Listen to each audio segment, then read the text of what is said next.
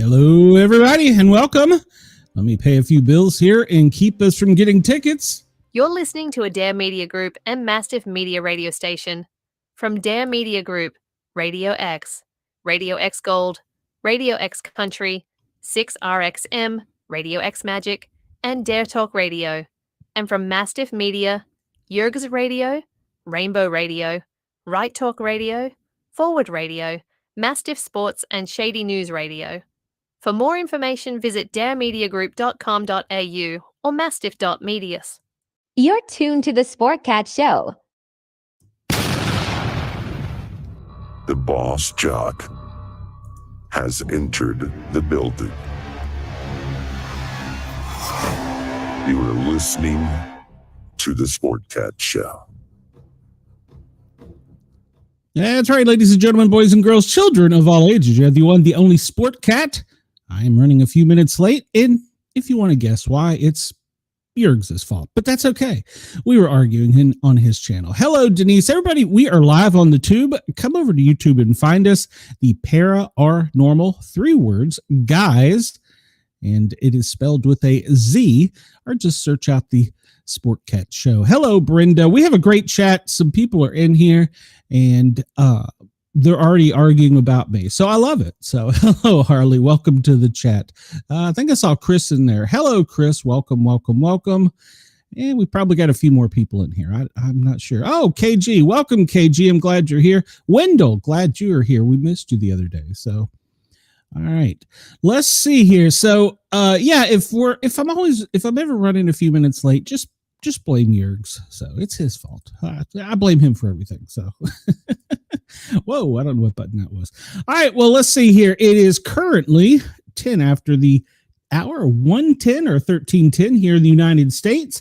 We want to say good morning to Perth. It is 1 a.m. It's 3 a.m. in Sydney. Thank you all for listening to me. And if you're in New York, it's 1 also, but Chicago's 12, Denver's 11, LA is 10. And we do have some listeners now in Anchorage and Honolulu. So good morning to you as well. All right. Well, and I do want everybody to at least come over. If you don't join the chat, I won't be too mad at you, but my chat may. But I would like for you to at least subscribe. So we're trying to get our subscription up so that we can get monetized. So let's see. Well, Brenda, you should come over there and argue with us. So we always have good arguments. So, all right, well, let's do what we always do. Let's go back in time a bit. We're going to go way back to 1521. Spanish conquistadors led by Hernan Cortez capture the Aztec Empire in wherever the Aztec was. I can't pronounce those words. So Tenochtitlan. All right. Yeah, that's good. Wendell, what did you say? No, I don't think I know her. Wendell. We'll talk about that off air, Wendell. 1536, Buddhist monk set fire to 21 temples throughout Kyoto. Well, all right. In 1642, Dutch astronomer Christian Heinz discovers Mars' solar cap. How did they discover it? Did they go to it? 1788, Persia joins the Anglo-Dutch alliance to form the Triple Alliance to prevent the spread of the Russo-Swedish War. In 1937, Second Sino-Japanese War. They start the Battle of Shanghai for a 3-month conflict involving 1 million troops. Oh, here we go. 1942. The Manhattan Project commences under the direction of General Leslie Groves, U.S. General, with the aim of developing an atomic bomb. A horrible day. 1967, Bonnie and Clyde crime film directed by Arthur Penn, starring Warren Beatty and Faye Dunaway. I can't get around Warren Beatty's other movie. I just can't. 2013, Crash My Party, the 4th studio album by Luke Bryan, is released. It's the album of the year for 2014. 2008, American super swimmer Michael Phelps wins 3 gold medals, all in world record time in one day at the Beijing Olympics. All right. Catch up in the chat here. Yes, Denise and Brenda say welcome everybody. Yes. And if I didn't tell you, please like, share, and subscribe. So Chris, you are correct.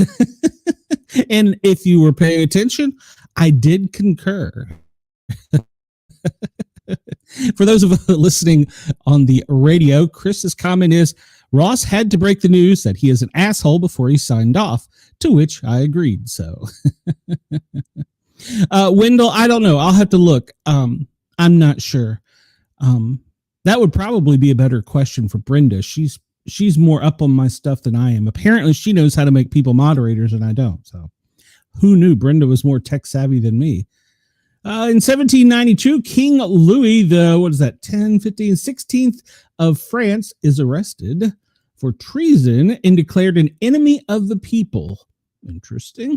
The French Revolution was in full swing, and the country's lower classes were fighting back against the country's vast social inequity and absolute monarchy.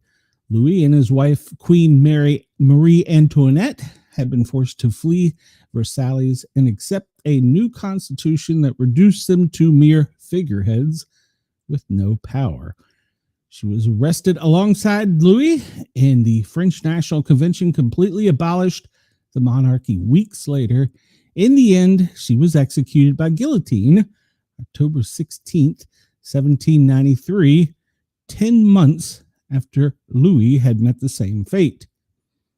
1860, Annie Oakley is born. The famous sharpshooter is born in Phoebe Ann Moses in Darke County, Ohio. She grew up in poverty and honed her shooting skills while hunting to provide for her family when she was just 15. She won a shooting contest against a marksman named Frank Butler. The two later would marry to join Buffalo Bill's Wild West show, performing around the world for sold-out crowds and even royalty. 1961, construction begins of the Berlin Wall. Just after midnight, soldiers in the Soviet-controlled East Germany began laying down a barbed wire barrier through the city of Berlin, marking the foundation of the Berlin Wall. When residents awoke in the morning, they realized they were suddenly cut off from friends and family members who lived in the other half of the city. The wall eventually grew to become a 27-mile-long brick and concrete structure that stood 10 feet tall. It wasn't until 1989 that the Berlin Wall finally fell. Famous quote by the president is, "Mr. Gorbachev, please tear down that wall." 2004, Julia Child dies at the age of 91 in Moncito, California. She was a beloved American chef and television personality. She did not always know that she was destined to be a culinary icon.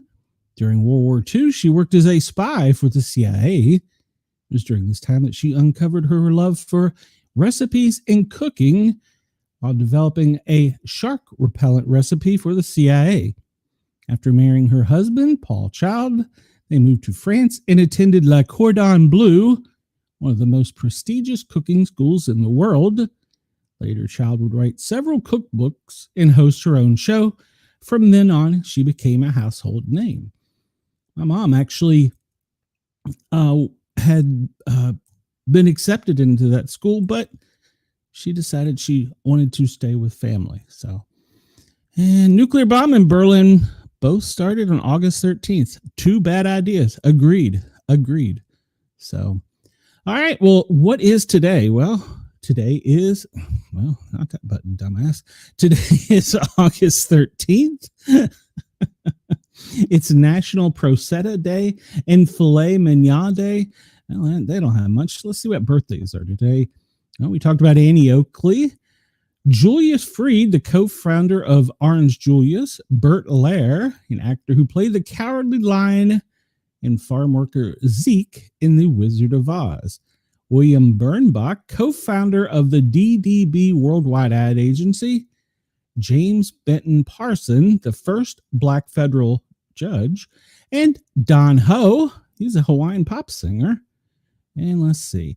Memorable events. In 1892, the Afro-American newspaper begins publication in Baltimore. 1918, women are allowed to enlist in the Marine Corps for the first time. 1942, the U.S. Corps of Army Engineers authorizes construction of the bomb. Am I allowed to say that? The development of substitute materials for Project Manhattan. 1950, President Truman gives military aid to the Vietnamese regime of Bao Dai. President Eisenhower establishes the Government Contract Compliance Committee. Soul singer Curtis Mayfield becomes paralyzed after stage lighting equipment falls on him. Okay. And let's see here. Let's go to see what is today. That's what I'd ask a minute ago, but apparently nobody knew. Today is Left-Handers Day. If you know anyone who's left-handed, it's National Filet Mignon Day. I think it's overrated. National Prosecco Day, Prosecco Day, Oban Festival, Royal National Agriculture Show Day in Queensland, Women and Families Day, and World Calligraphy Day. Okay. And there you go. Today's pretty uneventful, huh? Most days have all kinds of things. All right. Well, here in the South, particularly East Tennessee, we hadn't had rain in certain parts of the state in several weeks. And in East Ridge, which is just outside of Chattanooga, between Chattanooga and Knoxville, 2 adults and 1 child die after a tree collapses on a car during the storm. And it happened early Wednesday morning. The 2 adults were husband and wife. Hamilton County Commissioner Lee Helton and the 2 adults were a husband and wife. Hamilton County Lee Helton said in a meeting Wednesday morning, the SUV was traveling northbound on Southmore Road when a large tree fell on top of it. East Ridge Police said traffic investigators are investigating the crash. The tree damaged power lines, disabling traffic signals at the intersection of Ringgold and Southmore. They're working to identify the victims and make notifications. 1 person is also missing, according to the Chattanooga Fire Department. Spokesperson Lindsay Rogers said Wednesday morning, a man waded through flooded waters on East Brainerd last night, and he's not been seen since. Don't drive in flooded water. Don't walk in flood water. Goodness. Let's see. So the severe storms swept through the area with tropical heavy-like rain, and it's going to continue possibly throughout today. We'll discuss that in a little bit. So flash flood watch is in effect through tonight for most of the state. There's a rapid rise of streams and creeks, so do not drive through flooded water. Do not walk through it. See, these seems like things you shouldn't have to tell people. I don't know. So we've talked about the crime in DC and how that the numbers are skewed. I will not deny that. And that's because of an internal affair investigation into their own police department, probably skewed towards less crime so that the mayor can get elected. Just saying. All right. So this article comes to us from the Daily Wire. In the New York Times, chief White House reporter is challenged to walk DC at night after mocking Trump. All right. So New York Times correspondent and MSNBC analyst Peter Baker ripped President Trump for his efforts to clean up crime in Washington, D.C. Grabien founder Tom Elliott superheaded an effort to raise funds challenging Baker to walk the streets at night unarmed. On Monday, Baker posted the following statements on X, citing a non-existent crime crisis. Trump plans to take over Washington, D.C. police and put troops in the street on the nation's capital. Contrary to his claims, violent crime in D.C. is at a 30-year low. The worst single crime day spree in modern Washington history took place on January 6 of 2021. Trump issued no order to the National Guard to intervene. Mike Pence said and later pardoned the perpetrators. Trump himself has been convicted of 34 felonies and is the first criminal elected president. Boy, how can we tear this article apart? We'll go over to X and find Nancy Pelosi. And once you find her, read her tweet about January 6th. And then please read the tweet following it right after by the Capitol police officer that begged for 6 hours to have National Guard help. Now, granted, Trump probably could have stepped over her, but there is a hierarchy where he couldn't call it in himself, meaning the police chief, not Trump. We talked about the skewered numbers. So last night, I believe, was the 100th murder in Washington, D.C. Not sure where they rank in the murder city, but it was the 100th. And, well, we're not even going to go into the criminal charges. So Peter Baker cites these claims, even though apparently some podcaster in a remote southern area in the Appalachia can clearly find the correct information, or at least more accurate information than this guy who is the chief White House reporter. You'd think he would know this, but I guess they just don't want to do it. So at any rate, Elliot is pledging $300 to Peterson to live stream himself walking the following route unarmed after 9 p.m.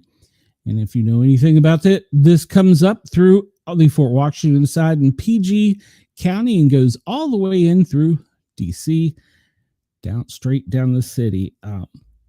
So an hour later, he updated the challenge, saying we're already up to more than $1,000 to a charity of your choice.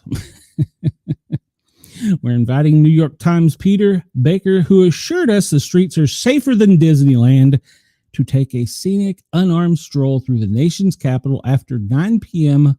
on a weekend night. The route, a lovingly curated trail of fun, weaving through some of DC's most charming neighborhoods. No security detail, no pepper spray, just pure, unfiltered utopia. But wait, there's more. I'll double my pledge if Peter sends his wife in his place, because what better way to showcase safety than let your loved ones experience it firsthand? I personally pledged $300 to kick things off, and many others have already offered to join in. The more we raise, the more irresistible this opportunity become. $500, Peter gets a GoPro for crystal clear night footage. $1,000, matching DC's safest streets in America t-shirt for him and his cameraman. $2,500, we'll buy him some gold chains so he walks in style. $5,000, the walk expands to 2 nights, 1 weekend night and 1 weeknight for scientific comparison, of course. Every single dollar will be donated to Peter's choice. So not only will this prove the streets are perfectly safe, it will also support a good cause. If Peter declines, we'll select another high-profile believer in the, quote, no crime crisis narrative to take his place. And then Utah GOP Senator Mike Lee chimed in, I triple dog dare you to take this challenge. So he's been triple dog challenged. So let's see.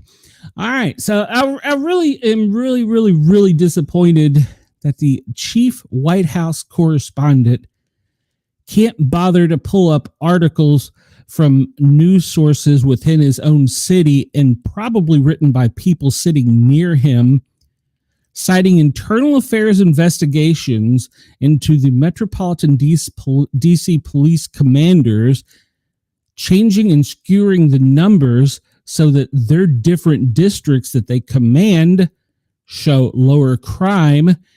Thereforth, they get a promotion, they get a bonus, they get a raise, and the DC mayor gets a vote for it being so safe. So, come on, man. God. Like I said, a guy who runs a stupid show in the deep remote southern Appalachia can do it. You're sitting right there in the goddamn White House. Fucking morons. All right. Don't get my blood pressure up. CNN slaps Trump with a new nickname and accidentally makes him sound cooler. The president of the United States declared himself crime fighter in chief, and he's taken over Washington police force. In the grand tradition of, quote, Cocaine Mitch, McConnell.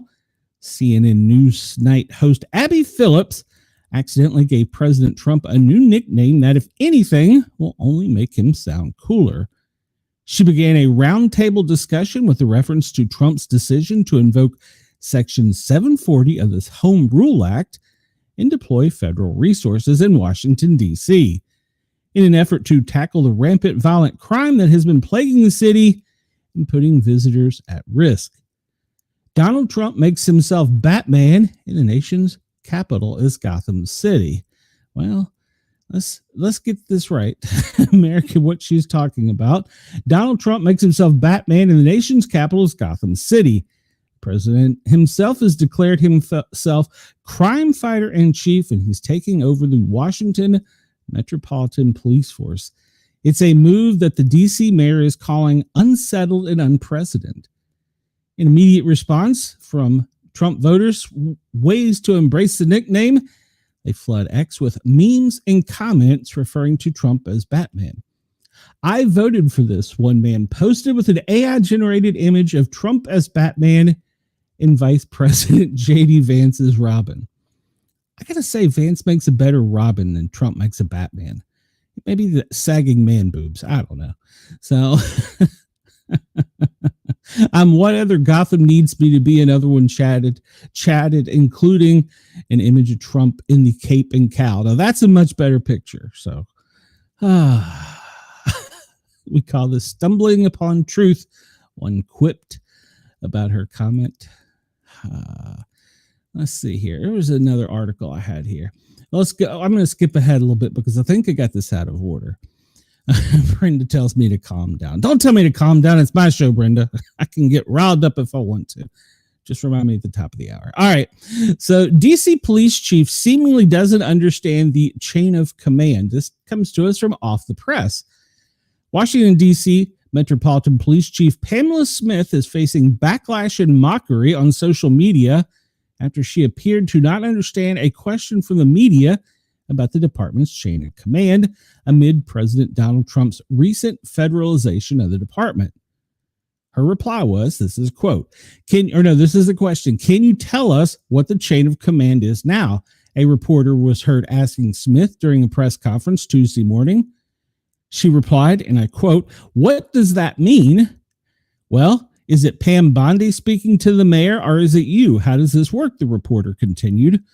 Before Bowser stepped in to explain the department's chain of command following Trump invoking Section 740 of the District of Columbia's Home Rule Act, which allows for the president to assume emergency control of the Capitol Police Force.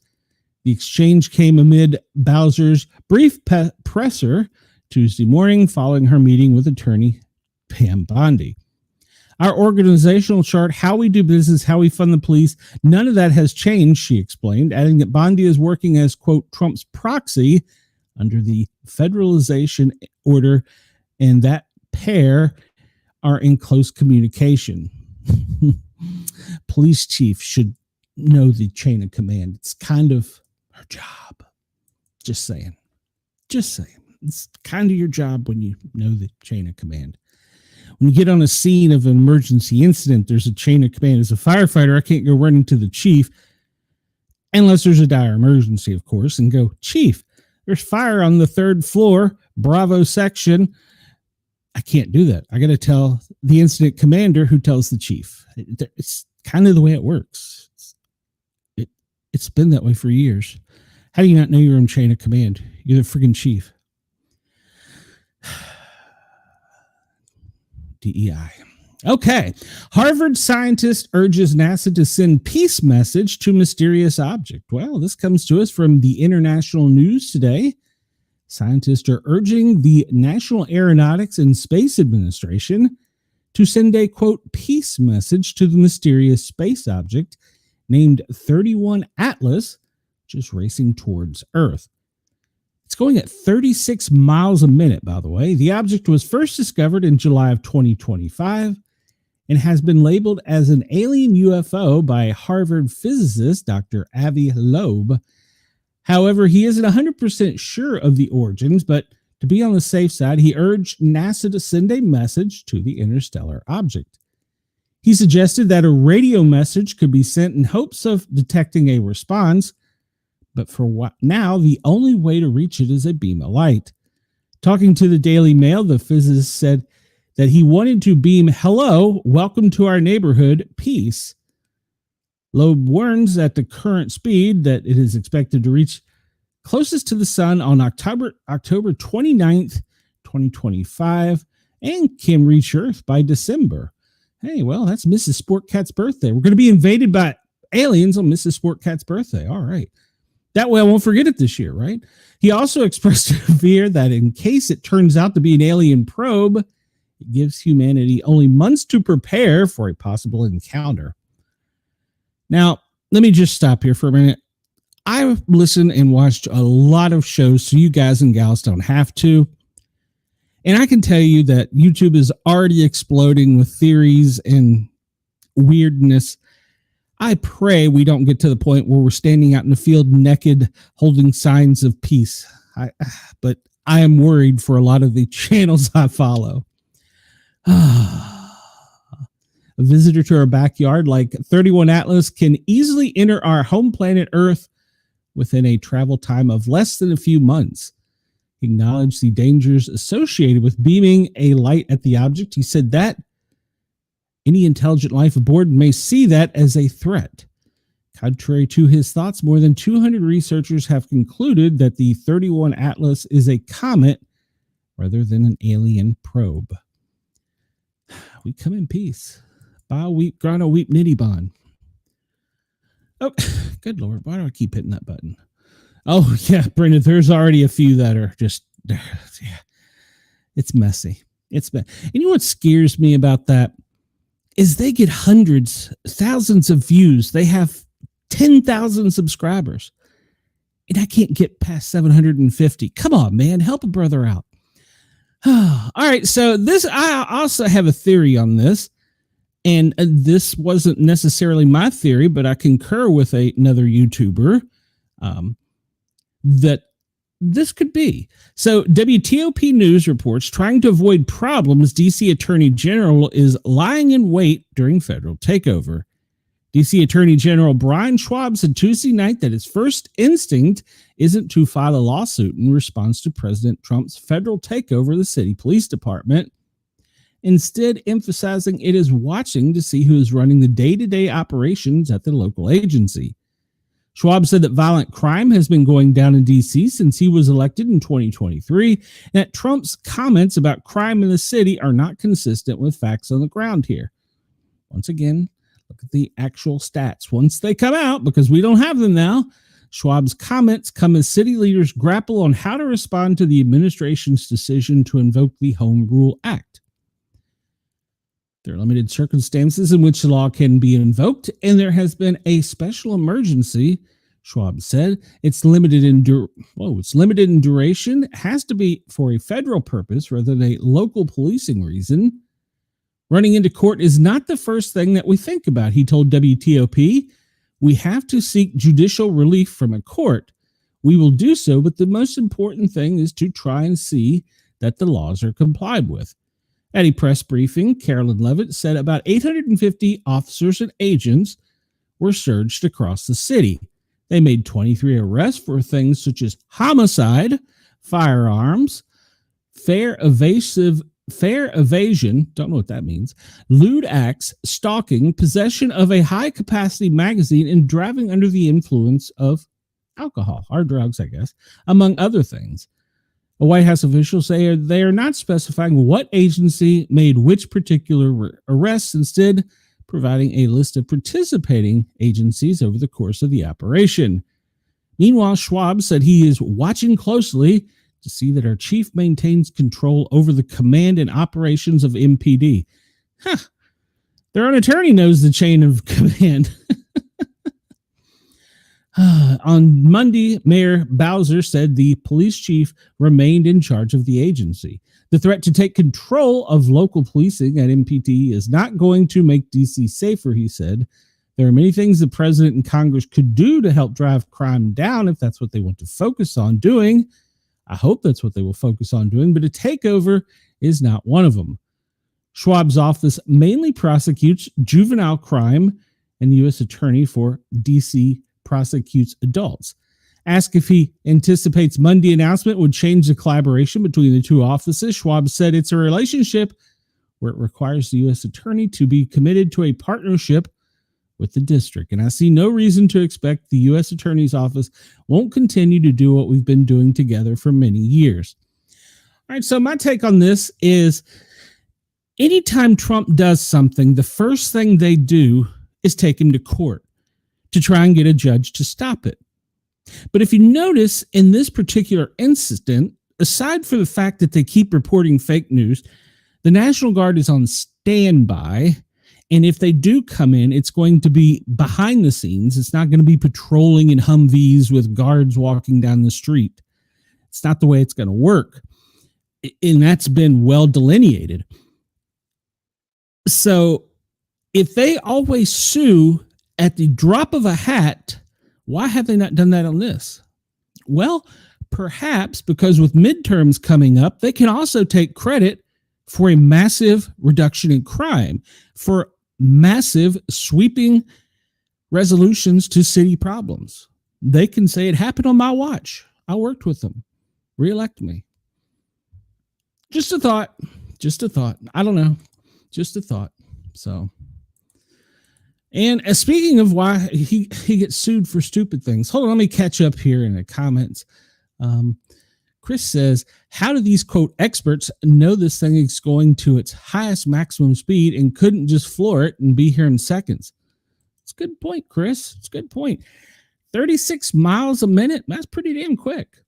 This is one of the things I was just talking about. An MS-13 member serving time for murder sues President Trump to be recognized as a woman. This comes to us from Off the Press. So they can sue him for everything. Why is the police union not suing? Why is the district attorneys not suing? There's no suits. There's no legal action. So why is that?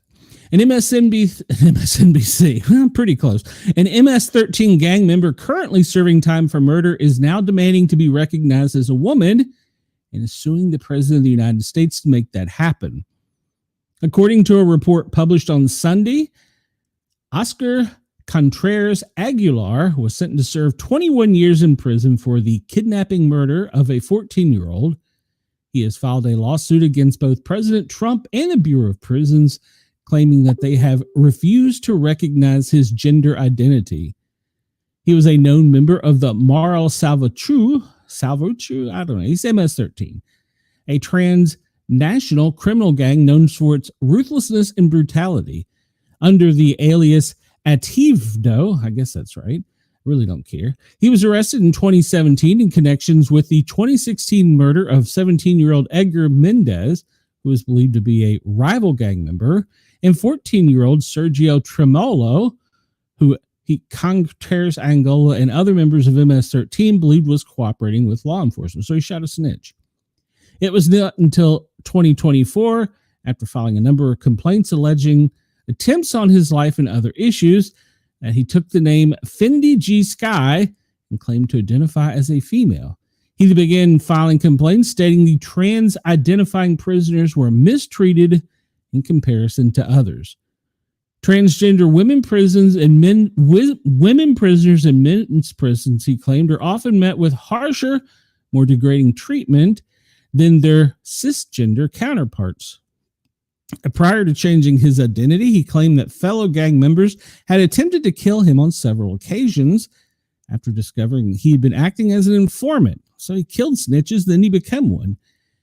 He also filed a legal complaint against Attorney General Merrick Garland in 2022, claiming that he had been working as an informant in 2016 and 2017, and that his 21-year sentence has been reduced as a result of the plea agreement. I'm pretty sure that's not going to go very well. Denise, leave my man alone. Which man is that, Denise? It's not this MS-13 guy, I hope. All right. Well, Trump and Putin are scheduled to meet later this week at Joint Base Elmendorf Richardson. What we know, this comes to us from Newsweek.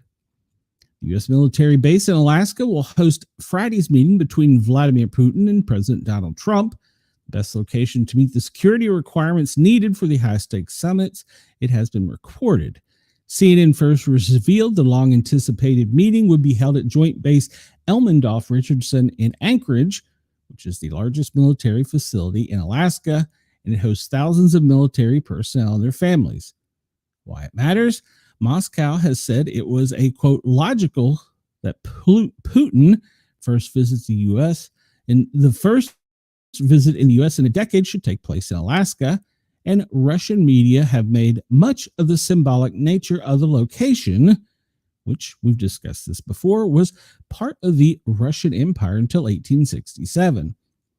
While the base offers the security needed for such a summit, there are concerns over the optics of the head of state of an American adversary visiting a U.S. military base.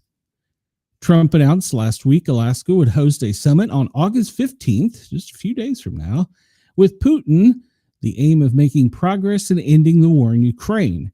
European venues such as Vienna and Geneva were ruled out because of legal risks of hosting Putin, who faces international criminal arrest warrants over war crimes. Putin had floated the United Arab Emirates as a location before the Kremlin agreed to meet in Alaska. CNN said the capital, which is Juneau, and I probably pronounced that wrong, I apologize to my Alaskan friends, and the city of Fairbanks have been considered, but summit organizers saw Anchorage as the state's biggest city as the most suitable location. Now, they're also evacuating Juneau because, well, the floods. So we talked about that yesterday. We'll probably talk about it again. The outlet said the decision was made that the joint base located on the northern edge of the city would be the only location that would meet the security requirements for the historic meeting. The joint base was formed from the United States Air Force Base and the United States Army Base, Fort Richardson, which merged in 2010. It's one of the 12 joint bases that were created with the Base Realignment Closures Commission in 2005, which coordinated and consolidated American military sites following the end of the Cold War. The site of the headquarters of Alaska Command, Alaskan NORAD Region, Joint Task Force Alaska, and the 11th Air Force, the 673rd Air Base Wing, and the 3rd Wing and 17th Wing, as well as other tenant units. The base has a large military community of over 32,000 people, or 10% of the local population. It hosts planes like the F-22, the Air Force's newest fighter, the E-3 Sentry Airborne Warning Control aircraft, the C-17 Globemaster, which is described as the newest, most flexible cargo aircraft to enter the airlift force. White House spokesman Carolyn Leavitt said that Trump intends to focus on ending the war in Ukraine as his priority, but other topics such as sanctions and cooperation in the Arctic could also come up. What people are saying, Secretary of State Mark Rubio said, "We're going to know very early in that meeting whether this thing has any chance of success or not." John Bolton, President Trump's former security advisor, told CNN the only better place for Putin than Alaska would be if there was a summit being held in Moscow. Niles Gold Davies, the former British ambassador to Belarus, told Sky News, "It's easy to imagine Putin making the argument during this meeting that Trump, well, look, territories can change hands. We gave you Alaska. Why can't Ukraine give us part of its territory?" Details of Friday's meeting still have yet to be finalized, according to CNN. Before then, Ukraine European allies will continue diplomatic maneuvering, which includes online talks with Trump Wednesday, hoping to convince him to respect Ukraine's wishes. Oh, Denise says, "My president." Yeah, I'm not picking on your president. I would say I'm more of a fan. Some days, some days he does stupid stuff, and you got to call him out. You know, like yesterday, yesterday, the day before, during a presser, he called Alaska Russia. So, yeah. All right, so Dana White, this comes to us. What's our sports of the day from Off the Press? Dana White says the UFC plans a cage match fight at the White House. And it's not going to be between either ex-presidents and current presidents or world leaders. It's planning a cage fight which will likely be broadcast on CBS on the White House grounds. This is going to happen, he told the columnist at the Wall Street Journal when asked about the prospect of a fight at 1600 Pennsylvania Avenue. His comment came just after they announced a $7 billion deal with media conglomerate Paramount to stream the league's fights on its direct-to-consumer subscriber platforms, Paramount Plus. The deal is Paramount's first major business move since making a closing of a multi-billion-dollar merger with fellow entertainment giant Skydance last week. The merger won approval from President Trump's Federal Communications Commission after the company promised to retool CBS News coverage towards a more diverse set of viewpoints and scale back its corporate diversity policies. Why are they calling it President Trump's Federal Communications Commission? It's not President Trump's, it's the American people's. It's words like that annoy me. Like the other day, what they were calling cities. I will stick with a little Washington news and we'll stay in sports.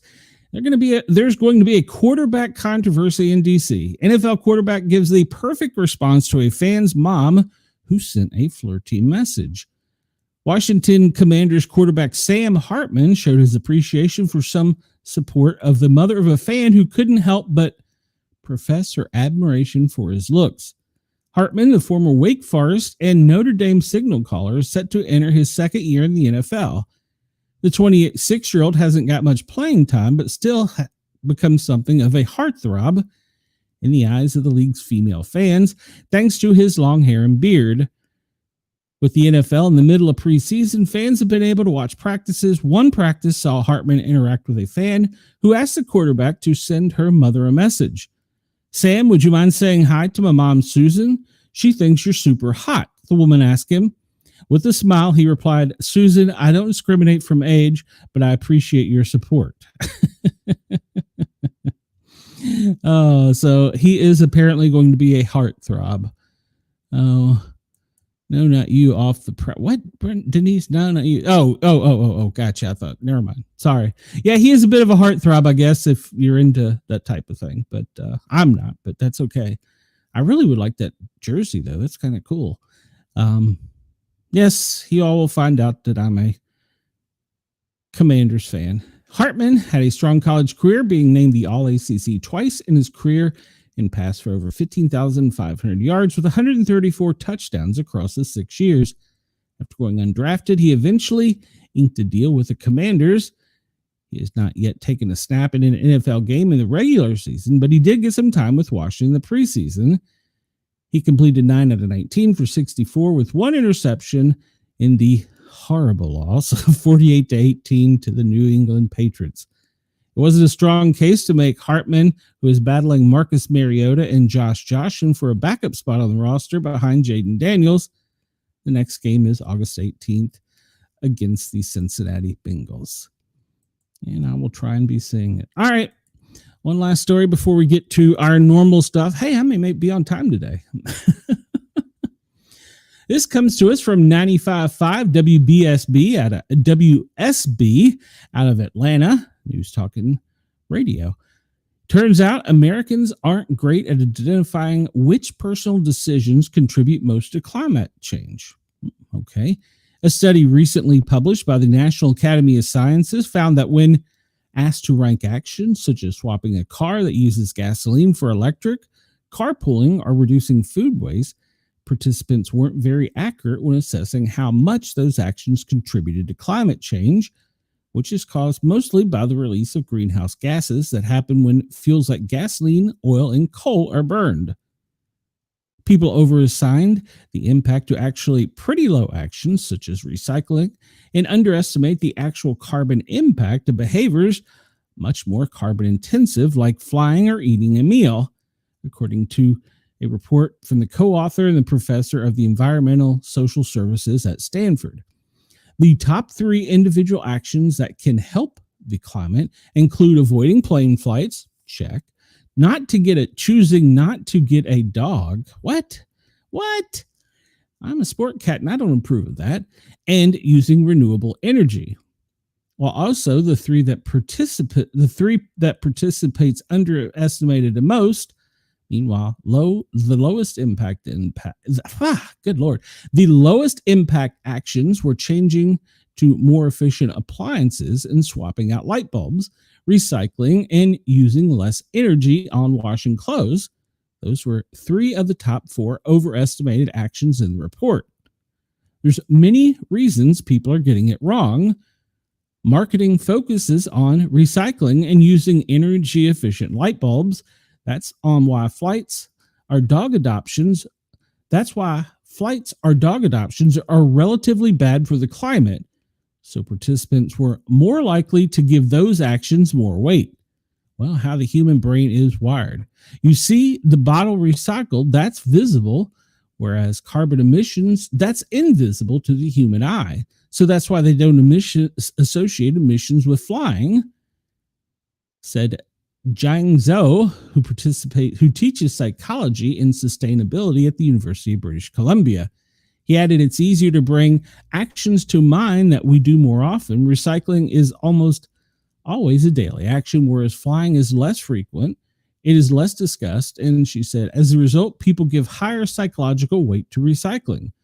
Of course, there's a lot of misleading information. For example, some companies tout the recycling they do while not telling the public about the pollution that comes from their overall operations.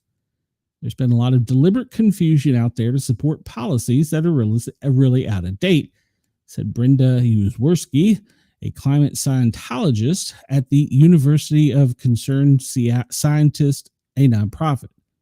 Well, why dogs have a big climate impact? I just can't. Dogs are big meat eaters, and meat is a significant contributor to climate change.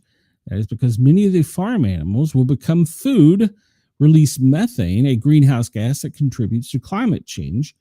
Beef is especially impactful in part because around the world, cattle are often raised on land that was illegally deforested. Since trees absorb carbon dioxide, the most abundant greenhouse gas, cutting them to raise cattle is a double whammy. People just don't associate pets with carbon emissions. The link is not clear in people's minds, he said. Not all pets are the same. Now, he owns a dog and 3 rabbits. I can adopt 100 bunnies. That will not be close to the emissions of a dog because my dog is a carnivore. The owner of a meat-eating pet can lower their impact by looking for food made from sources other than beef. Try to minimize the dog's carbon footprint by feeding less carbon-intensive protein sources, including seafood and turkey. Plants emit a lot of carbon dioxide and nitrogen oxides, also greenhouse gases. Additionally, planes emit contrails or vapor trails that prevent planet-warming gases from escaping into space. A round-trip economy flight on a 737 from New York to LA produces more than 1,300 pounds of emission per passenger, according to the International Civil Aviation Organization's, a UN agency. Skipping that single flight saves about as much carbon as swearing off eating all types of meat for a year or living without a car for more than 3 months. Other decisions, both impactful and minor, switching to energy that comes from renewable sources such as solar and wind has a large positive impact because such sources don't emit greenhouse gases. Some of the biggest climate decisions individuals can make include how they heat and cool their homes, what type of transportation they use. Switching to renewable energy minimizes the impact of both. Recycling is effective at reducing waste headed for the landfill, but its climate impact is relatively small because transporting and processing and repurposing recyclables typically relies on fossil fuels. Plus, less than 10% of the plastics actually get recycled, according to the EPA. Other decisions with overestimated impact, washing clothes in cold water and switching to more efficient light bulbs, are relatively less important. That's because those appliances have a relatively small impact compared to other things, such as plane fights and dogs. So improving on them, while beneficial, has a much more limited influence.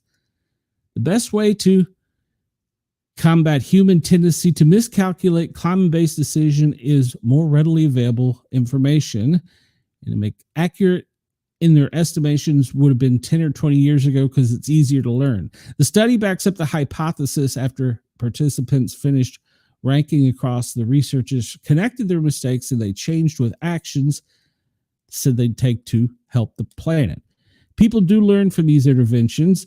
After learning, they're more willing to commit to actually more impactful actions. So we got to get rid of the dogs. Is that what they're saying? I don't know about this. I can't. I just can't. I can't. I can't. Sportcat does not approve. All right. Well, let's get to what we normally do here. We talk about the daily operations briefing. Actually, let me do another thing real quick. Let me make this full screen and let me pay some bills and keep some tickets legal here. I got to find a button so that we are legal in Australia and we don't get our friends in trouble over there. Here we go. You're listening to a Dare Media Group and Mastiff Media radio station. From Dare Media Group, Radio X Gold, Radio X Country, 6RXM, Radio X Magic, and Dare Talk Radio. And from Mastiff Media, Yerg's Radio, Rainbow Radio, Right Talk Radio, Forward Radio, Mastiff Sports, and Shady News Radio. For more information, visit daremediagroup.com.au or mastiff.medias.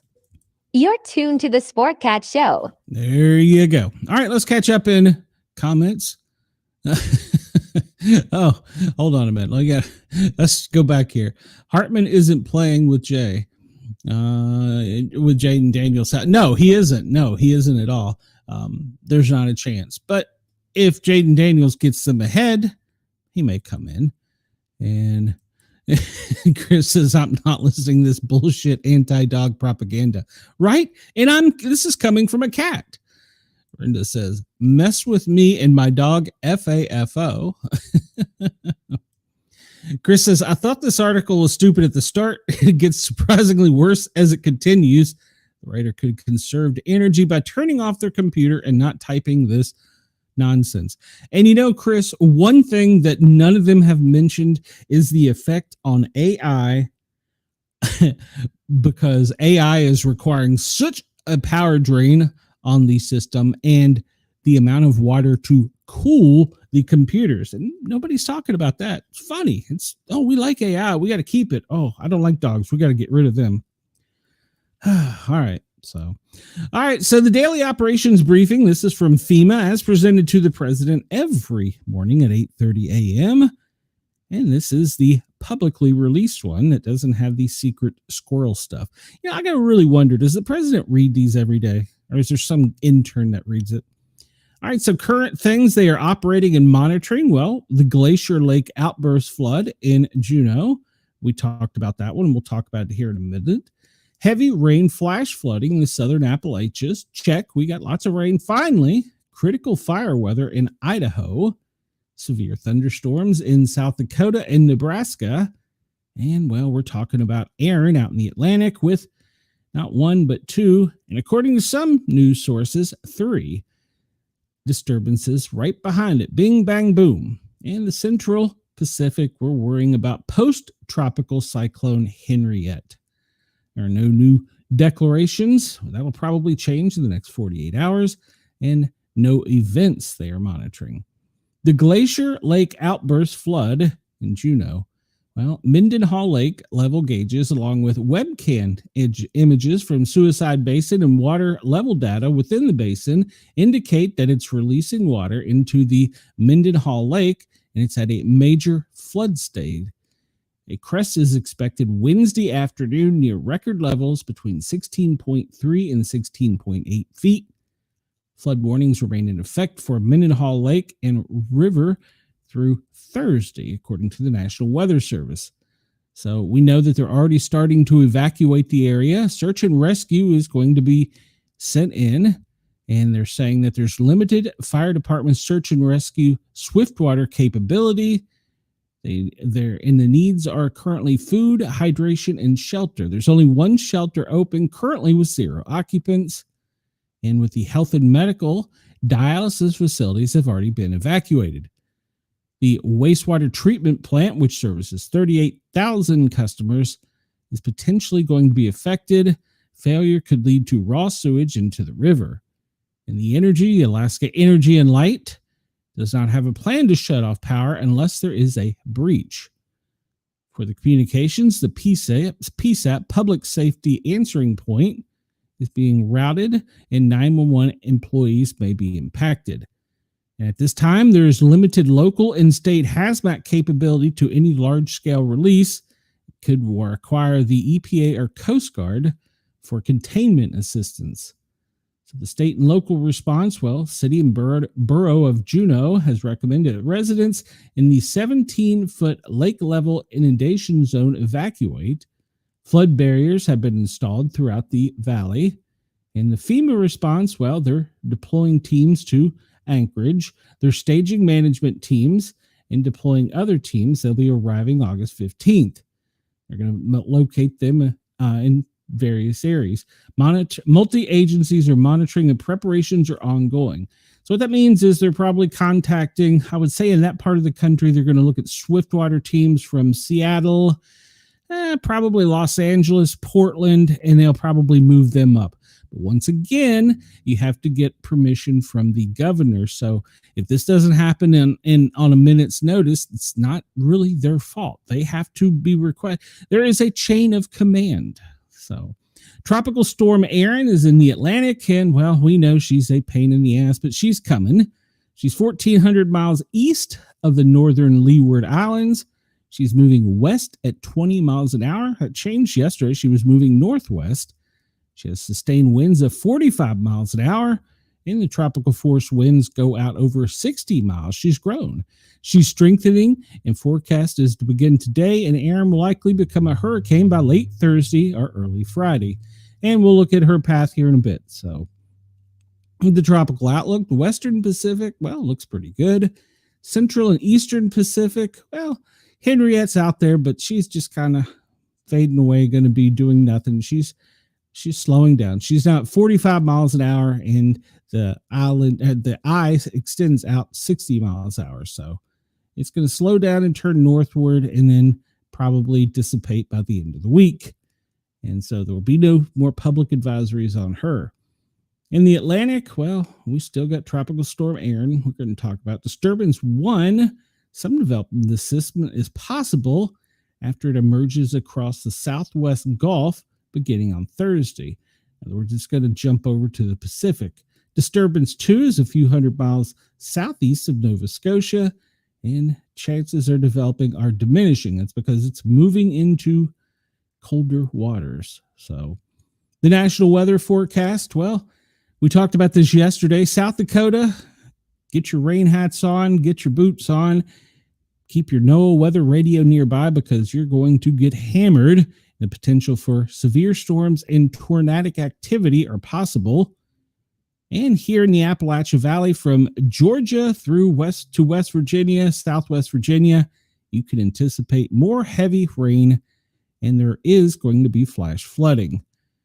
That low is pushing down and causing rain to come from Colorado all the way up to Maine, back down to the Keys, with spotty showers, but the heaviest will be along the Appalachia Valley and the Chesapeake Bay region by tomorrow, moving to the northeast, affecting Maine later this week. All right, so tomorrow the chances of severe storms for the south dissipate. It will only be spotty rains, but that front is going to be pushing that terrible weather back up to North Dakota. So North Dakota and Minnesota tomorrow could be under the gun for that same severe weather. Friday, it appears that it's going to be calming down unless you're on the Atlantic coastal seaboard. Now, the fire weather outlook, pretty much let's just look at this as saying Washington, Oregon, California, Idaho, and Las Vegas, and then basically down to the Four Corners region, you've got a elevated risk, but Idaho, you have a severe risk. And we know that storms have been caused by electrical activity from the electrical activity fires. And actually there was a storm in, I believe it was Canada, where a fish was dropped by a bird, hit a power line, arced, causing the power line to go down to the ground and start a fire. So interesting. All right. So tomorrow it's going to be slightly less, but I would still keep my guard up because the fire weather danger is pretty bad. All right. So the hazardous outlook, well, they're saying the Dakotas, we talked about that. Wisconsin and Michigan will be under the gun as well. And we're looking at down there in the border with Texas, Arizona, and my geography's failing me. Down across the border, Oklahoma. No, that's up here. All right. Anyhow, along the border, all the way up through Texas, heavy rains for the next couple days, and then hazardous heat. It's following the Mississippi again, going straight up the Mississippi, almost to the Great Lakes, and you could expect hazardous heat on both sides of the Mississippi, and well, down in the Gulf of America and all of Florida are pretty much under the gun for heat. Wildfire summaries. Well, we've talked about this before. Utah, Colorado have several fires burning, and it really amazes me. They're not talking about the California fires here. I'm really hoping that's not left out for political reasons, because there's many lives that are affected by the California wildfires. The space weather outlook, it's relatively calm. We won't see any auroras. I saw a guy do a video on this, and he says that we are experiencing solar winds, which is putting us in a higher earthquake percentage. He predicts in the next 72 hours, there'll be at least a 6-point-something earthquake somewhere in the world. All right, so we look here and we see current operating picture. Well, there's 17 joint offices. We see they're operating pretty much contingency in the south, in the northeast, and they've moved over to Alaska. They're worrying about the fire out in the west. So there's 64 major disasters currently, 7 emergency declarations. When we say 64 disasters, remember that this also could be something that happened months ago. Like, we're still working to repopulate and rehouse Kentucky and the Carolinas. The Carolina operation goes back for over 12 months. So the major disasters don't just go away when they drop out of the headlines. They're still there. That's why the local communities need supports from other resources, because, well, the media drops them after it's no longer sensationalist. So there's 17 emergency declarations. We're still working with 12 direct housing missions. That's to repopulate and rebuild. 9 RSF supported disasters with 6 joint recovery offices. So, all right. And let's see. And we talked about all that yesterday. So let's move on here. Let's look at the president's schedule for today. We'll go back in time and see if we missed anything from yesterday. And let's see. Let me refresh this just in case. All right. So we'll go back to yesterday, and we talked about the press briefing, and then at 6 o'clock, they called the lid. All right. 9 a.m. was the time for everyone to report. In-town camera pool. 9:48, Tom Holdman is going to brief reporters at the Sticks. And if you know where the Sticks are, there's a driveway walking up to the White House. It's just off the West Wing. There are tents and canopies set up for reporters and agencies there. When they say they're at the Sticks, that's where they're at. That occurred at 9:48. A good resource, and he's my friend, and I don't even know if he knows I'm promoting him, but Penguin 6 on YouTube. I believe he's Penguin 6 on Facebook and X as well. He is a pool camera reporter, and he gives a lot of behind the scenes videos and photos. That's really cool, especially for someone like me who has been in Washington, D.C., grew up in Washington, D.C. It's kind of cool to see behind the scenes. So go check him out. And if you get a chance in the comments, I sent you. So maybe he'll recognize it. All right. So at 11 a.m., the president is departing the White House. He's going over to the Kennedy Center. That occurred at 11:16 a.m. actual. So he was a few minutes behind. And there was a post on Truth Social that got the media in an uproar when he called it the Trump/Kennedy Center. He shouldn't do that. He's visiting and making an announcement. That was at 11:15. I do not know what the announcements were, and that was only for pre-credentialed media. Supposedly, it's going to be for people visiting the Kennedy Center, and I assume he's talking about performers. So, and he arrived there at 11:23. At noon 12:10, and the White House is going to have another meeting when the president arrives for the in-travel pool. In other words, they all line up there to get photos of as he gets out of the limo. And so he arrived there at 1:53. The president arrived at 1:53. Okay, so he was ahead of schedule. So no, he was behind schedule. And then at 4:00 to closed media, he's signing more executive orders. So stay tuned. We'll see what that is all about. Don't know. Let's jump over to WRC. They have live coverage of what's going on. And let's see if there's anything new. There's 10 new updates. Can't wait to see. 5 minutes ago, tourist says she almost didn't come to DC because of the federal takeover. Are we just looking for somebody to interview? Is that what we're doing? Trump makes plans to make DC beautiful again. It will be a model for other U.S. cities. That was 36 minutes ago. 50 minutes ago, more National Guard troops are expected in DC as the mayor says, we're not some hellscape. Okay. Mayor Bowser pushes back against the Trump administration's depiction of the city.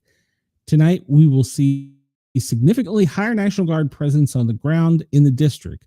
A White House officials told MSNBC operations will then begin 24/7 instead of mostly at night. The White House began deploying officers from a long list of federal law enforcement agencies onto the streets of D.C. last Thursday.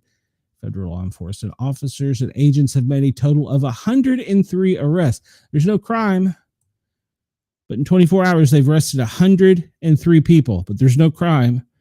Since then, the White House said, but no details were given about which agents or officers made the arrests. Okay, I'm just going to watch and see what happens. 103 total arrests. So there's no crime. Somebody do some math real quick. 103 divided by 24. How many arrests per hour was that? There's no crime in D.C. Yeah. Judge says he's skeptical of a Trump lawsuit against every federal judge in Maryland. I'm not even going to read that. Trump calls push for D.C. statehood ridiculous. Well, it's actually constitutionally illegal. Trump warns Russia will face very severe consequences if Putin doesn't agree to end the Ukraine war at the summit. All right, those are some stiff words. How Trump has changed the Kennedy Center. Well, in his visit to the Kennedy Center, his third trip to the storied Performing Arts Center in second terms, he worked to remake the center by naming himself chairman, firing board members, and replacing them with loyalists. He made his first visit this year in March, followed by a second in June. He has criticized it for hosting certain programs, including drag events. Several performers have since boycotted in protest. In June, the Republican proposes renaming the center after Trump and its opera houses after... No. The move would, however, violate federal law that created the Kennedy Center, according to multiple sources. No, this does not need to be renamed to the Trump Center. No. See, I'll disagree with him there. He's going to ask Congress for an extension of the D.C. takeover. Well, they're currently on break, so they're going to have to come home.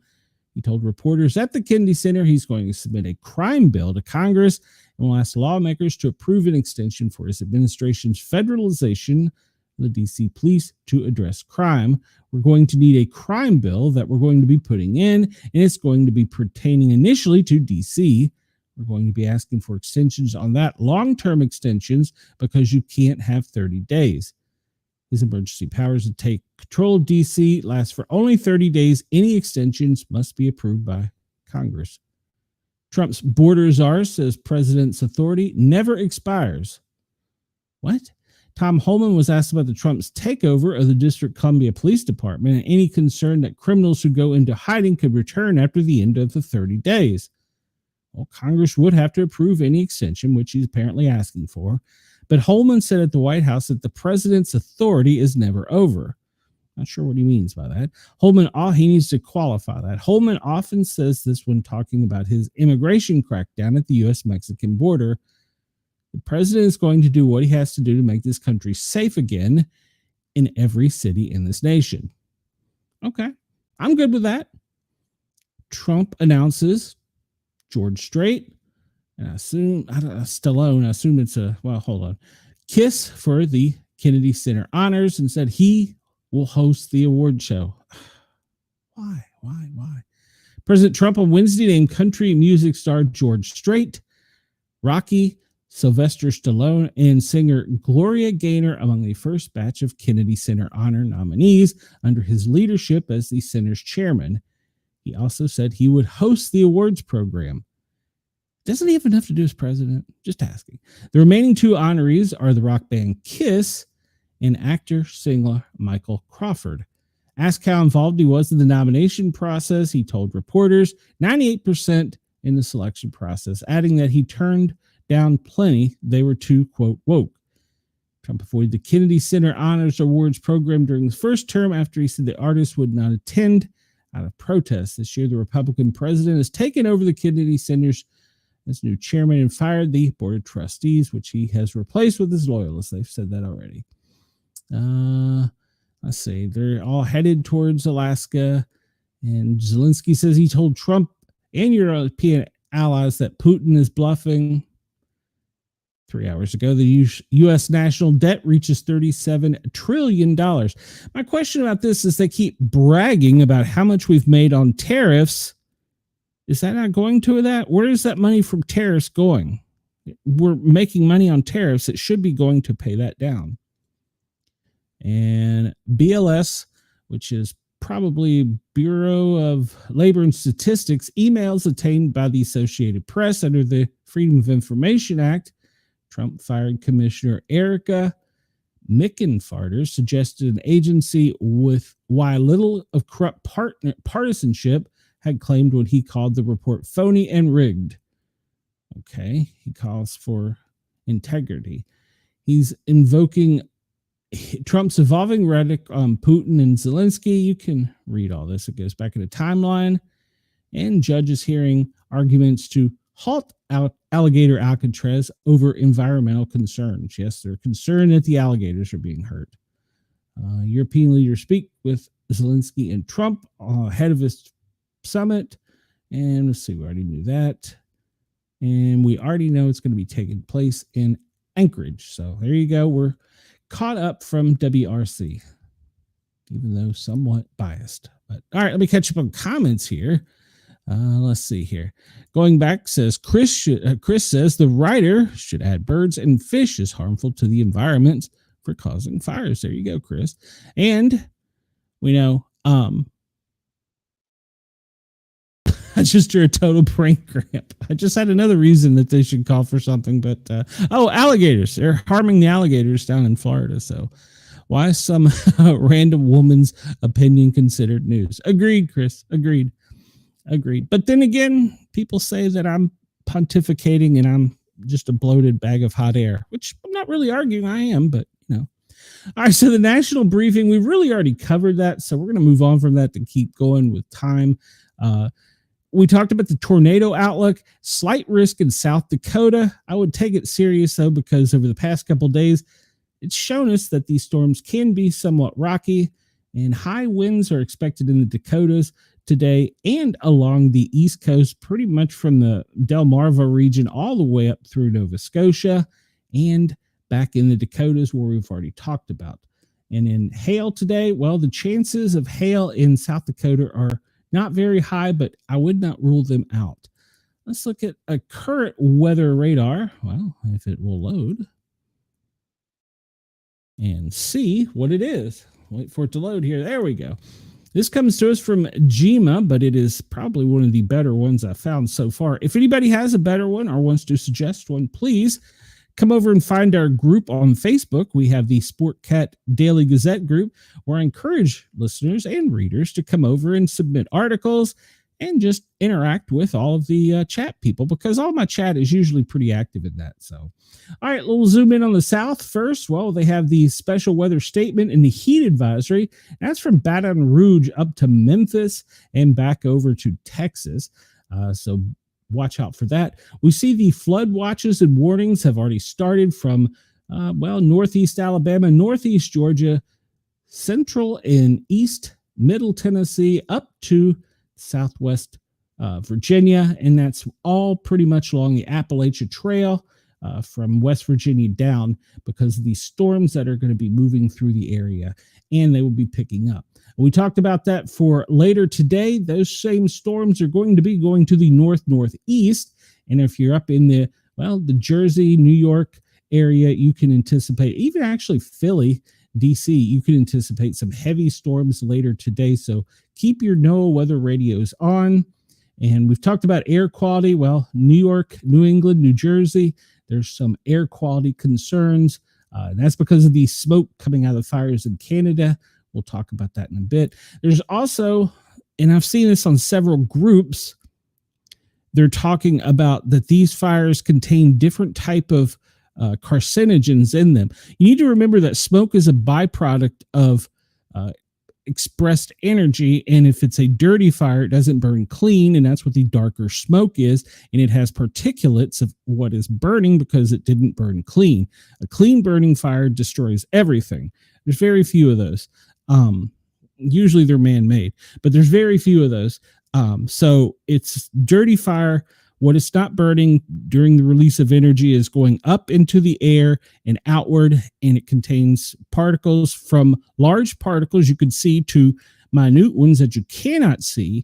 And the extent of the damage due to increased smoke can be all kinds of dirty things, including the C word. So if it's extremely smoky, turn your AC fan off, stay indoors. If you go outside and you're sensitive, wear a mask. It's not going to hurt. I'm not usually a mask preacher, but these fires are pretty intense up in Canada. So we'll zoom in here on the red flag warnings in Idaho, back over into Montana and Colorado, and up into actually Washington down to Oregon. The heat advisory in Arizona. We're going to look at their temperatures here in a minute.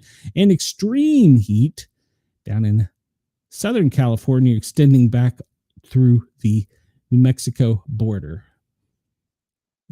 KG says, on again, off again, drizzles here in Virginia, black clouds and lightning, but no rain. Yeah, it stormed here pretty heavily early.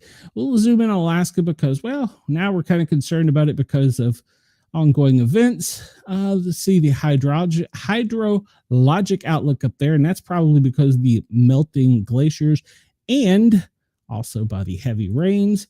And come back down here to Juneau, where there's the special weather statement, and it's also the state capitol. I would have really thought it would have been up here, but the state capitol is anticipating some more heavy rains coming in out of their Gulf. So drop over here and look. Well, there's Tropical Storm Erin from where she started to where they anticipate she's going to be. This is going to be on, I think, Sunday. We'll look at it, but they've said that she has a possibility of being a major hurricane up to 105-mile-an-hour winds, or knots of wind. So we'll keep an eye on that. We still have about 10 or 12 days. Keep your eyes on that if you're anywhere from Jacksonville up through the Chesapeake Bay region. That's coming. And then, of course, we'll talk about these other disturbances as we get on. And we'll look down here at the rain. Looks like in Brisbane, you've got some rains offshore. They'll be moving in from the west, from the east, coming to the west along the Gold Coast. Sydney, you have some rainy showers coming in right now. Perth, it looks like you've got spotty showers from Bunbury all the way up and through to... We're going to say Lenore because I can't pronounce the other city name. How about that? Let's see. We'll get a better picture of their radar here. Just 1 second. How about right now? There we go. All right, there's the current radar. And, oh, that isn't what I wanted. You can see that most of the rain is offshore of Sydney and all the way up through the Gold Coast. And Brisbane is anticipating some light rain, but that'll be moving from the east to the west. And Albany, Perth, you have some light showers at this time. And we'll zoom out and go over to the US, but that's pretty much what we just looked at. That other one gives us just a better look at all the watches, warnings, and etc. We can jump to some forecasts here. Let's enlarge this. We'll keep going. We'll start down in Australia with our forecast. Well, currently in Sydney, you're at 59 degrees. That's going to be your high today. And you are going to have rainy skies with your high being at 55. Currently, it's 50 degrees in Brisbane. And you're going to have a cloudy, rainy day with your high of 65. So you haven't made it to your high yet. Cairns, it looks like it's going to be sunny with a high of 75. You are currently 62 degrees. Darwin, you are currently at 72 degrees, 73 degrees. But your anticipated high later today with sunny skies is going to be 90. Going down to Port Hedland, we're looking at today, right now, you're at 73 degrees. But your high today is going to be 83 with sunny skies. Perth, well, you're currently, 59 degrees. You're going to make it up only to a high of 61 with cloudy skies. And down here, is there anybody? Hobart is currently 40 degrees. You're going to have sunny skies and a high of 60. All right, let's go over to the U.S. and see what's going on over here. We'll start with the nation's capital. It's currently 81 degrees, but you can anticipate a high of 84 with rainy skies. New York, you're currently at 88, and you're going to have a high of, well, that is your high for the day. Up in Boston, it is currently 91. That is your high for today. And it's going to be partly sunny skies. And we go back over here to, where are we going? I want to go down here to Burlington, a high of 87, cloudy skies. You're currently 84. And Louisville, you're currently 81. You're going to have cloudy skies, 84 degrees. Atlanta, well, you're currently 86. And it's almost your high. You're going to be 87 with cloudy, rainy skies. Dallas, well, we don't like you, but it's 90. It's going to be 90. It is currently 86 degrees. Your high is 90 with partly cloudy, sunny skies. Albuquerque, it's currently 86 degrees. You're going to get to a high of 93, and it's going to be bright and sunny. Phoenix, you're already at 103, and your high is expected to be almost 110 with extremely bright sunny skies. Las Vegas, well, currently you're at 102 degrees. Your high is going to be 110. Whew, keep that over there. Let's go up here to Medford. Well, Medford, your high is going to be 94, and you're already waking up to 86 degrees. Seattle, well, Seattle right now is 69 degrees. Your high is going to be 76 with partly cloudy skies. We see once again here, let me zoom out, and it looks like Las Vegas is going to be the winner for the high. Tampa, you're only at 87. No, you're at 90 degrees right now. You're anticipated. That is your high. Cloudy, rainy skies. All right, we look at Aaron out here. They anticipate that this code of uncertainty, by Monday at 8 a.m., they anticipate her to be a Cat 3. That's new. That was not this way this morning. So we need to keep an eye on her. She's a Cat 3, and the driving forces behind her, well, I'll show you here in a minute. Let's refresh this real quick. These are current warnings and watches. This is thanks to WX Warn.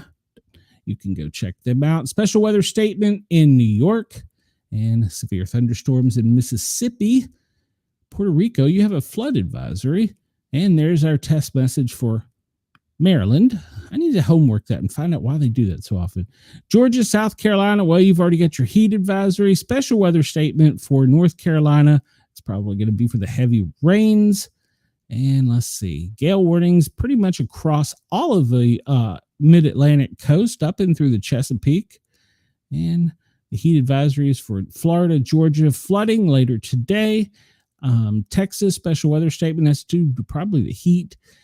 Yes, extreme heat going to be up in Boston and Maine, New Hampshire, so they can expect that. Flood advisories for us here in Tennessee, North Carolina, and Virginia. And that heat advisory is coming up out of the Mississippi, and it's going to continue to the north. I saw something just got updated here. Special weather statement. That's probably for thunderstorms. Yep, thunderstorms coming up to the southwest side of the city in Atlanta. Let's look at the lightning activity real quick and see what we got. This comes to us from lightningmap.org. And we can see, well, Atlanta, yes, those storms are moving up into your suburbs. They're coming out of Montgomery. They do look.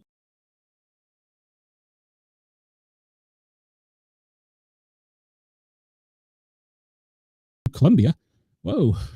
Where did I go? What happened? Am I still here? I guess I'm still here. Yeah, I don't know. That was weird. I don't know. E.T. Let's see. Over on the coast, this is just north of Charleston. And between Charleston and Myrtle Beach, there's a pretty good cell there with a lot of electrical activity. Another one up in Wilmington.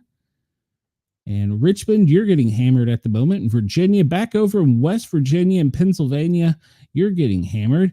The whole national forest there is getting hammered pretty hard in West Virginia. And that's going to continue up through Hagerstown, where our friends are, into Chambersburg. And this whole line is extending all the way. You can see it almost from Rutland down to Southwest Virginia, the West Virginia line. And that's following the west side of the Appalachia. So that's where all that energy is just rolling back onto the pressure coming from the northeast. We look back here to the west where the fire weather danger is the worst. We don't see any major activity. There's a small cell here in northern Wyoming, but nothing too major. Dakota right now, well, you've got a small storm cell. It doesn't look to be producing much there in Aberdeen, but I would keep my weather radar on just in case. We'll look at power outages real quick. And the only place reporting greater than 10,000 is California, at 11,005. All right. All right. The space weather prediction, we talked about this. Pretty much mild. Nothing to report. The aurora forecast, nothing affecting the lower 48. So you're not going to see any aurora. And we talk about the heat risk. We've talked about this already. Florida, you're mostly code red. Pretty much all of the South from Texas through Maine. You're either code red or code orange, and that means code red is major. You need to be worrying about cooling and hydration. Stay outside, wear sunscreen. Don't stay outside too long, wear sunscreen, hydrate. And the orange is the moderate. Well, you still need to be worrying about cooling yourself and hydration. So Chris says, you talk about investigating the Maryland test messages and then your feed is cut. Hey, that's true. Maybe a warning from another Orioles fan to stay out of his business. I had not thought of that. Good point, Chris. Good point. I don't know. He might be listening, so I better hush. Most of the U.S., with the exception of up there in the Wisconsin, we got to refresh that because that just didn't look right. Up through Wisconsin is under either a yellow or an orange. The West, you're pretty much code red or orange there to around the Sierra Nevadas. In the Midwest, you're pretty much the same. So through the Rocky Mountains there. And do we have anything? Does it show us if anything's going on up here? No, it doesn't. I guess there's nothing going on in Alaska as far as heat. So all the heat is, the worst heat right now is pretty much in the New England area, the Floridian area, down in the South Texas area, and then the Rocky Mountains going from Southern California up through Idaho. Those are the worst areas of it right now. So, interesting. Didn't know I could do that. All right, we're going to move on because I don't want to run out of time here. We're 37 minutes in and definitely want to talk about these things right here. This is the National Hurricane Center. This is the 7-day graphic. Let's zoom in and take a look at Erin and see what they tell us. All right, so the wind speed probabilities, they're forecasting that she's going to continue to the east and turn slightly to the northeast. And this will put anywhere from Jacksonville to looks like probably Oak Island, North Carolina, under the gun. The high winds are extending out up to, what is this? At the center, she's got 80, 90 degree winds extending out all the way up and over to 70 degrees. The arrival time, the winds will start arriving first. We see that the Dominican, Sunday at 8 a.m., she's going to be off the coast. She's south of Bermuda, so there shouldn't be much of a damage there. And here we get into that cone of uncertainty. Where she is and where she's going, nobody knows. So they're predicting by Monday at 8 a.m., she's going to be still out to sea, probably another 7 days away, but we need to start preparing. Anywhere from Jacksonville, I say Oak Island, but probably to the Chesapeake Bay, to Virginia Beach, needs to be preparing. So we don't know where she's going and what's going on. So there's no current watches, warnings, or anything, but we're going to keep an eye on that. So the key message is it could move close enough to the northern Leeward Islands, Virgin Islands, and Puerto Rico over the weekend to produce some impacting winds.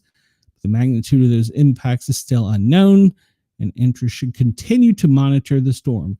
There's a greater chance of uncertainty in the Greater Antilles and the Bahamas, East Coast of the United States, and Bermuda next week as we approach the peak of hurricane center. That's something to remember. We're in the peak of hurricane season. So let's keep an eye on Aaron. And then I really don't anticipate. Let me go back again.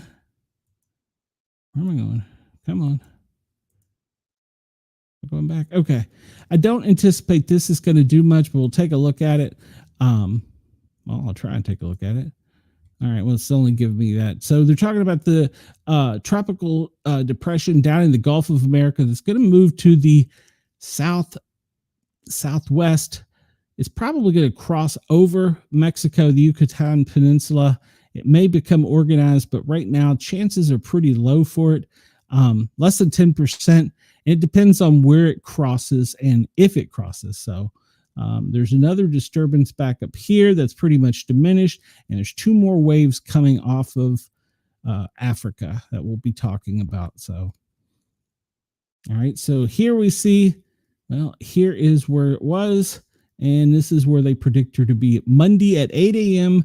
as a category 3. We zoom in there and Aaron is going to be, they're forecasting 8 a.m., 120 degrees. So we'll keep an eye on that. She will be north of the Bahamas and south of Bermuda. And like I said, cone of uncertainty, I would say, actually, I might even go down as far as Titusville up to Oak Island or Chesapeake Bay. Keep your eyes and ears open, your weather radio on, because that could be damaging for us next week and especially the week after. Let's refresh this a bit. All right, so this is our AI wind. We love this one. This is where we get to sit back and look at the big, beautiful globe. And we can see the winds as drawn by AI is pretty current and accurate. So what I was talking about is driving this storm. You see these winds down here, and it's also bringing dust off of Africa. We see these winds. That's going to be driving this storm. It's entering those winds right now. How much it will drive these storms to the south and to the west, we don't know yet, but she's going to be entering these higher winds.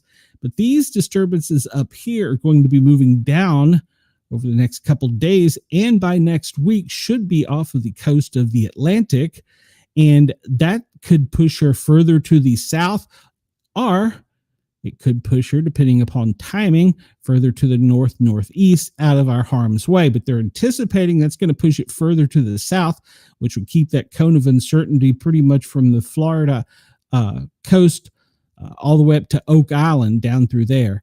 And there's a small tropical disturbance coming this way from the west, but I don't think it's going to be enough from what I've read to predict to cause anything as far as steering or changing the direction.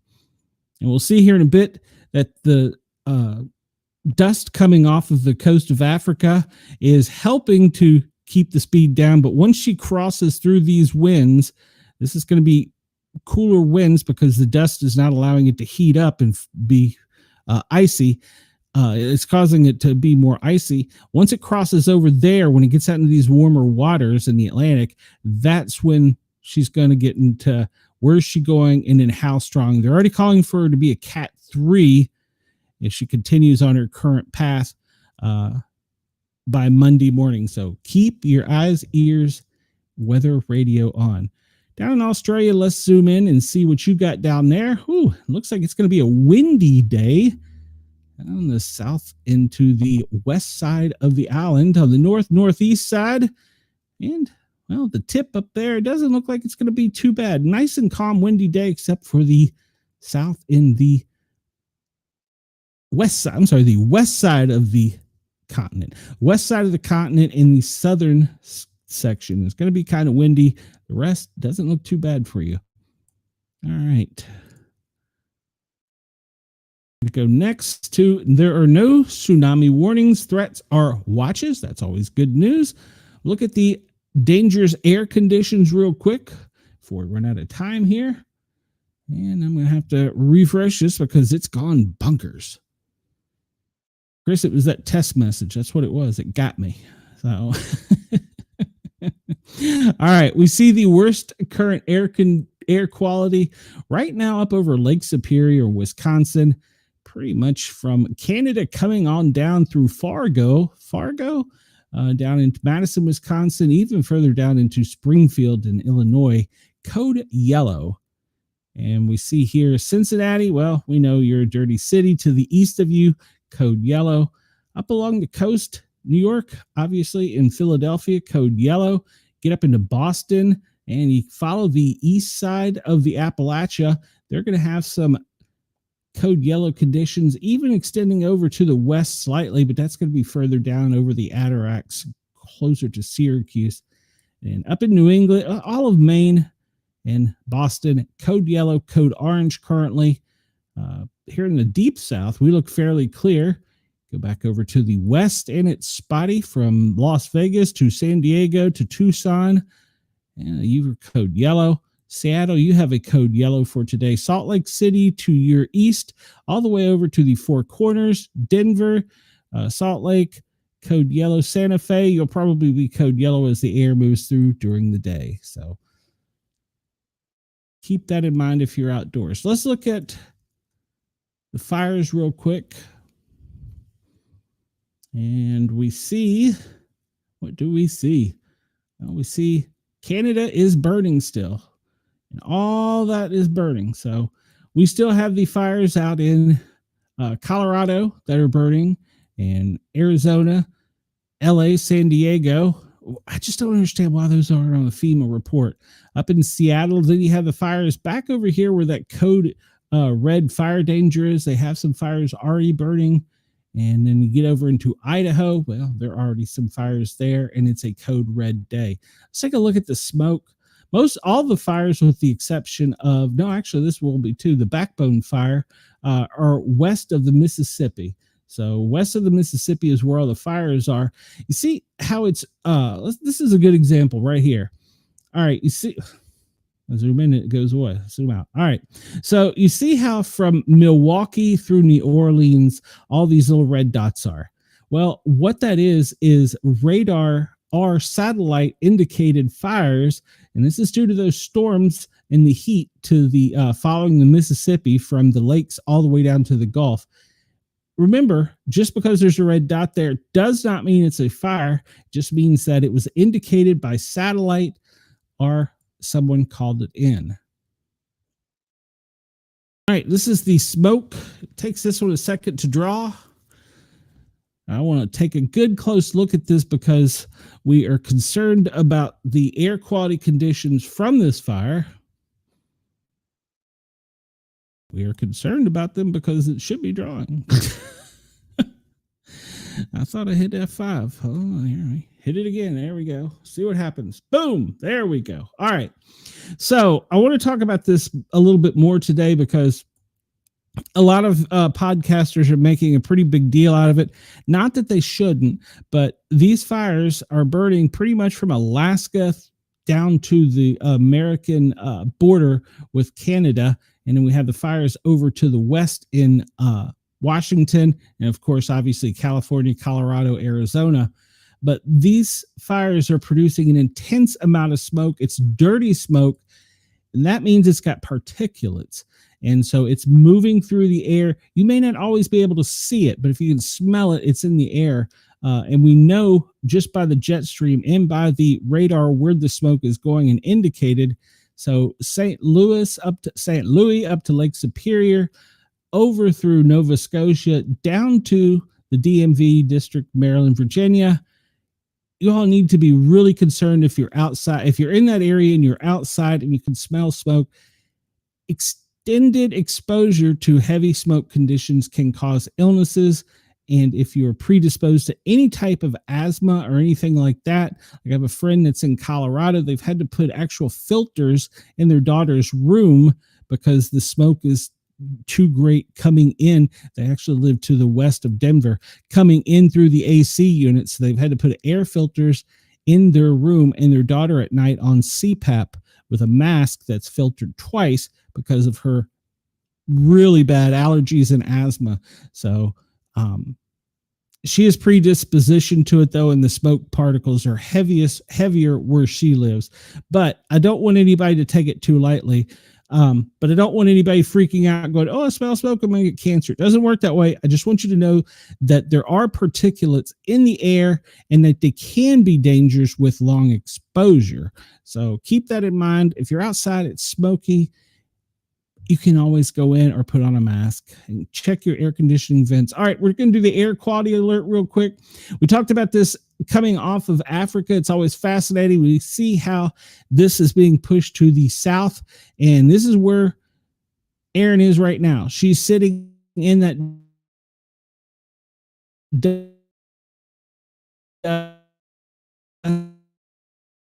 so she's not allowed to grow. It's inhibiting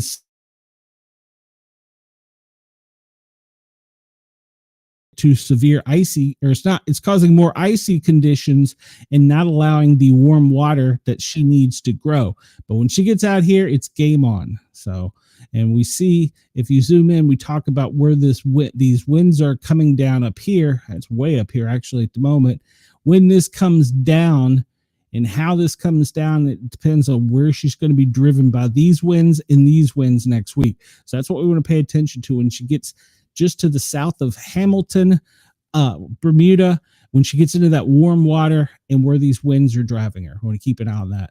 All right, we're running really close on the time today, so I want to kind of skim through real quick.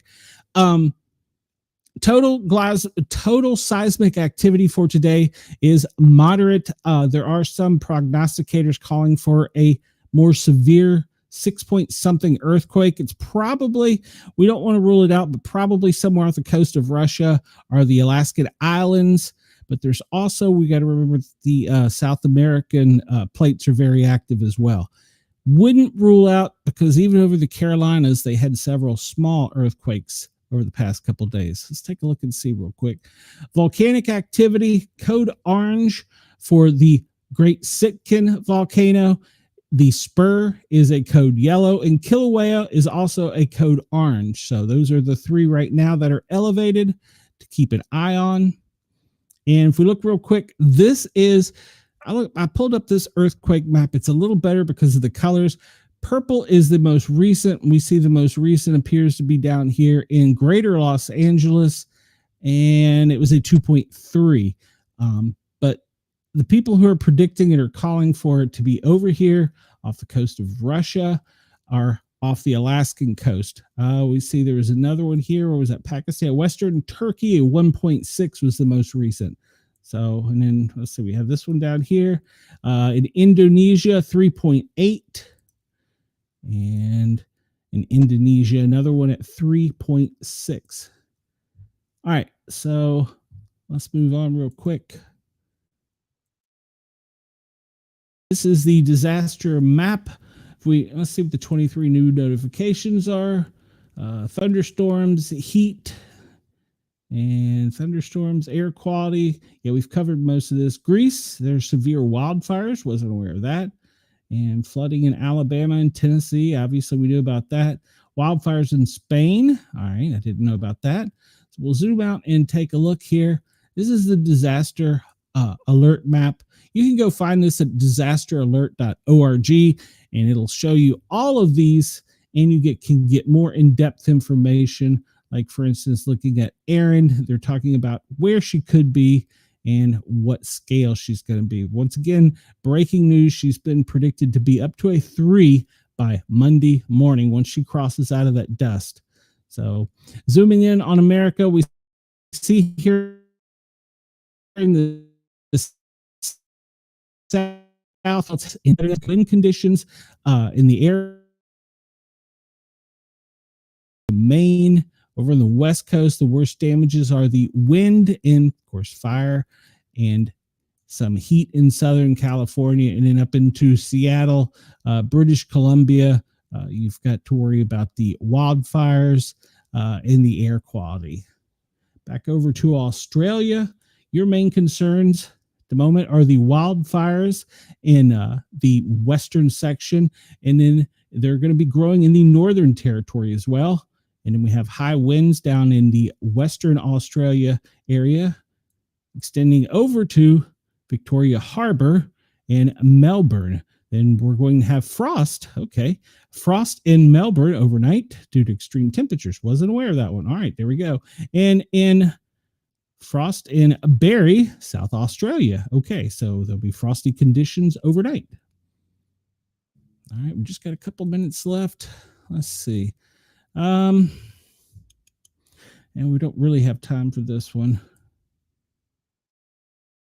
Just scan through real quick and see. All right. I don't see much. I still need to research the broccoli killing people. That one got me. Take a real quick look at the military aircraft. We should start seeing a lot of activity up here. They're going to be moving things. That's the Coast Guard with the C-130. And we're going to see, what are these? 737s. These are moving things. They're not, they're moving things and people. So they're coming out of Alaska, moving things and people. And this is a tanker. It's not showing its track, so that's interesting. And this probably is a tanker here. Yep, and it's showing its track pretty much from the Baja up through California and back. Remember, as they're circling around, they're not going to show you what's going on. Several trainer airplanes, the T-38s up and about down along the border. Obviously, lots of operations here in the Gulf. The same thing. It's a lot of training. And, of course, always around Florida. On the coastline, you have training. This is all these areas off to the east are danger boxes, is what they're called, where they do a lot of training. And you get up along the DC area, and you're going to start seeing a lot of aircraft moving around. They're going to start moving research assets and things ahead of the visit to Alaska, so we can keep an eye out for that. There's also been a lot of aircraft moving across the drink. And we don't know if it's getting prepared over here for either a confrontation in the Middle East or if it's a humanitarian effort in another part of the Middle East. So there's a lot of stuff and a lot of things being moved around at the moment. And that's okay. You don't often see a Russian military plane advertised. Interesting. All right. And Gulfstream from Sweden. That's probably moving dignitaries around. And Poland's military is up there doing something. All right, we're not too concerned about that. But there you go. That's the activity. You can zoom in and look at these. You can go to ADC or you can look at it on GlobeWatch. Either one, and then you can kind of form your own opinions. I look to see up here ahead. No boxes are coming up yet for probably the visit. I assume that these will start real soon. We'll start seeing these going up. They've already put the national security one up over Joint Base Elmdorf Richardson. and then they've lowered the air to, you can't have, when I say lowered, they lowered the ceiling, so they've limited any drone activity coming up there too. So very good. They've already started putting them up. You'll start seeing they'll move across the country as well as the dignitaries move ahead. And of course, obviously down here in Washington, we have the same normal ones at 35 to 50 mile cone. And what's this over here? National security by the DOD to the northwest of Baltimore, or northeast of Baltimore. Interesting. Don't know what that is. That's probably a dignitary moving there. It could be the number 2 in command. And down there, there's also some ones, but that's the main ones. And of course, then you go down to Florida, down here in Mar-a-Lago, you'll see even more. So there you go. Those are complete no-fly zones. Stay out of them. All right, we're going to go out of here. I didn't get a chance really to look at Ship Explorer. The only thing, well, which one did I want to look at? The only thing interesting that you see in, where is it? You get right down in here, in this area in the Middle East. That area, there is a real narrow passageway, and you're going to see, of course, that country is not friendly to us. You're seeing a lot of tankers parked and not doing anything, either out in the Gulf of Aden, the Arabian Sea, or even up in here. They're just parked. They're not moving. Keep an eye on that, because that's going to cause gas prices to go up over the next several days. We're going out of here with Bitdefender, as we always do. I want to thank everybody for tuning in and checking me out and listening to me babble, of course. I'll be back tonight at 9 p.m. Eastern. We have the Paranormal Guys. Check us out there. We have a comic book artist and author of the Bigfoot Detective. And then we have Carissa from Northeast Tennessee here. She's going to talk about her Buffy the Vampire Goes way back in the West to her heroine, superhero character. So we'll be live tonight at 9 p.m. Everybody have a great day. I will see you tonight. Until then, Sportcat is out. Let me play my commercial to keep me out of trouble.